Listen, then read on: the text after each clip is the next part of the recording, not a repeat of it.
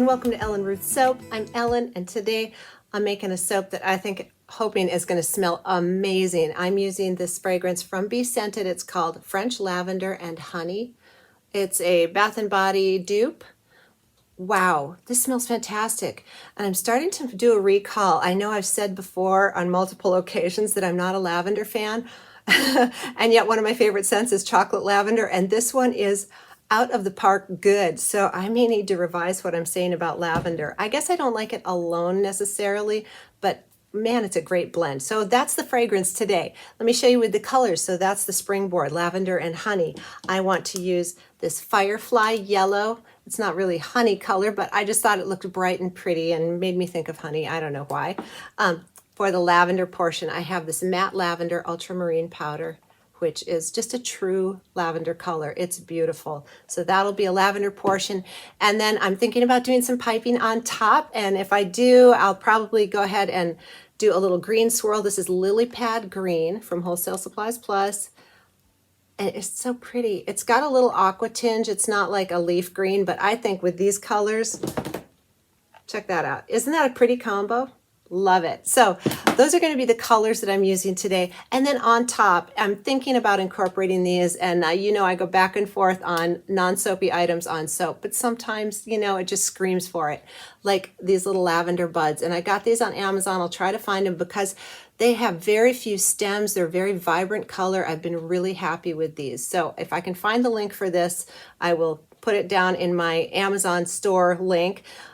So anyway, I may incorporate these on top just a little because they're gorgeous. This is lavender, you know, why not?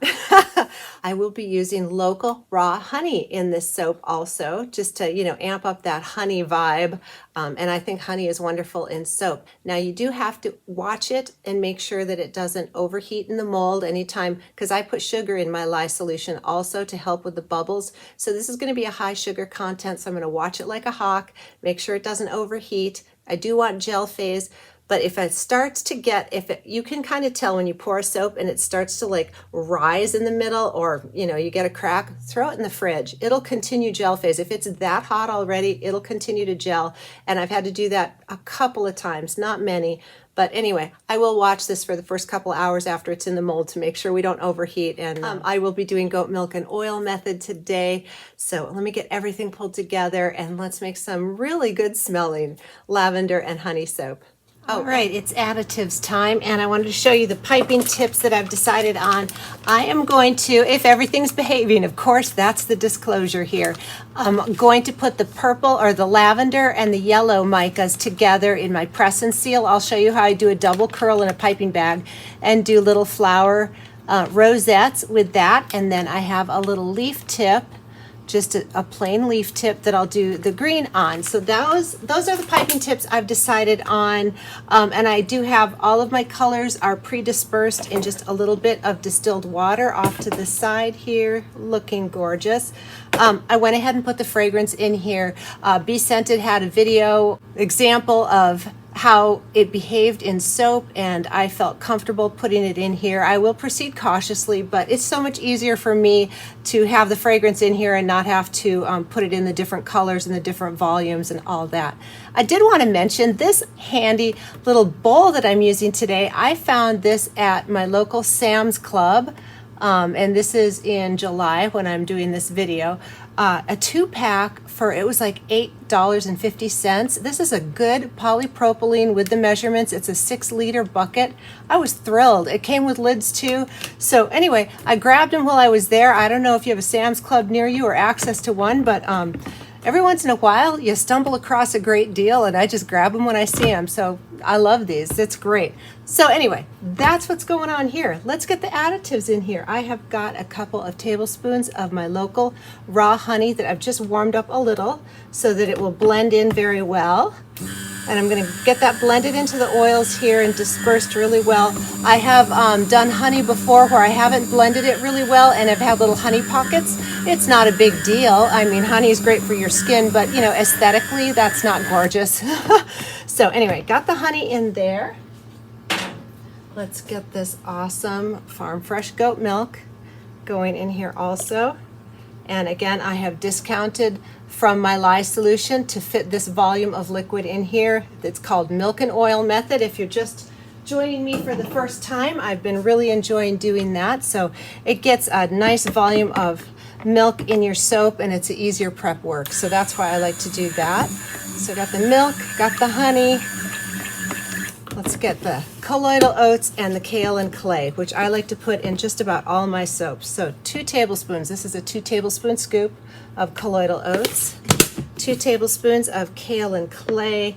And why do I put those in here? Well, just because I love it. No, the oats are wonderful. I think oatmeal is wonderful for your skin, so that's why I put the oats in here. The kale and clay makes a really lovely feel to the lather, and I also think it's great for your skin. That's why I add it. So let me get this blended up and let it sit while my lye solution cools, and we will come back and get to making soap.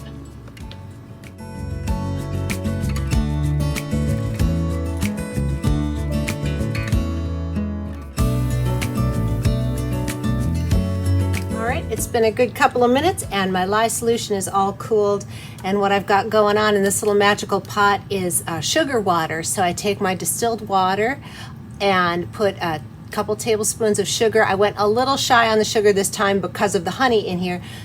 Dissolve the sugar in the water, then I snip up my tussa silk fibers, then I pour my sodium hydroxide, my lye over the top. That heats it all up and melts the tussa silk fibers, and then when it's all mixed together and cooling, I add sodium lactate. So that's all that's going on in here. It's a lot going on, but it's a great little solution. So it's just kind of the go-to way that I prep. Oops, let's get that standing up, and I'm going to pour this in. Hopefully I won't splash.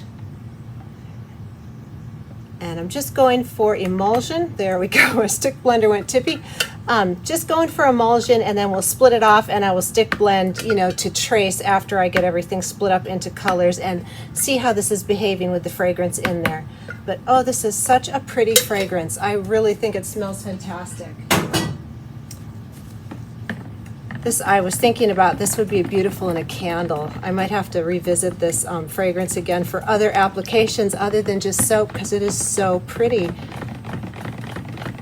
All right, so it's turning this caramel color. That's just the lye reacting with the goat milk. It'll bounce back. This is not a discoloring fragrance. It doesn't have any vanillin. So that's just the goat milk and lye. And when it cures out, it's a nice sort of creamy color. It's not pure white. It's just a beautiful cream, and I actually think that's beautiful. So let's just see. Give it just a quick pulse here. All right, let's get our colors split, and we will get to proceeding forward.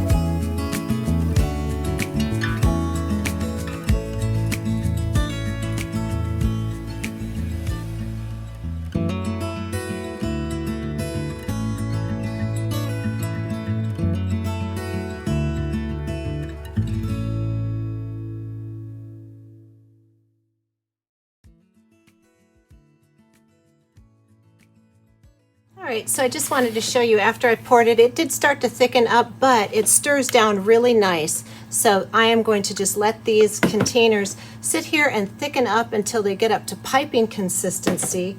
But this was a very workable fragrance, so I'm very pleased with the performance so far, and we're just gonna wait probably 10 minutes, come back, check on these, and we'll get to piping when it's ready.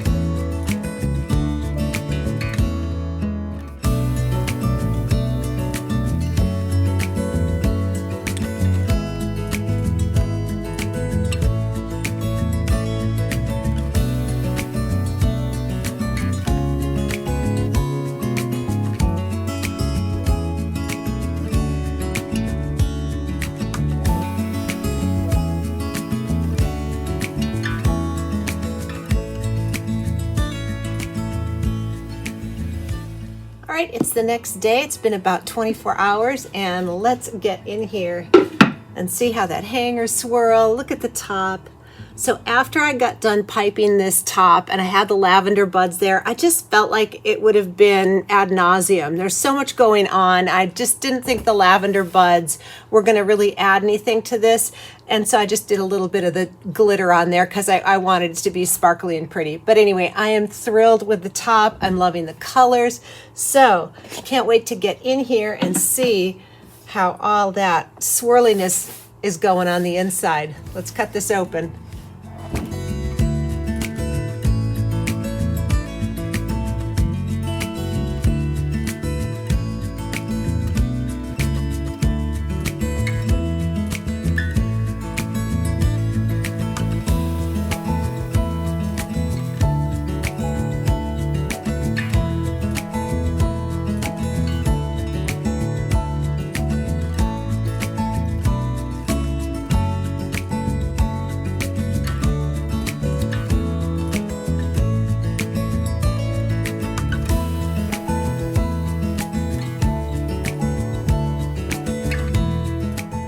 It's time to cut. I'm back with beautiful Olga here, who I am loving. And I've been remembering to tighten up my strings and untighten them between cutting times to help extend the life of my wires.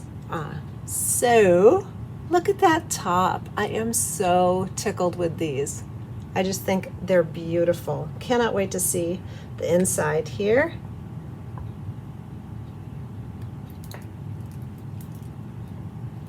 The fragrance smells very pretty today. Oh, this is gonna be pretty. Let's do the, you know, with the hanger swirl, I've got to do this.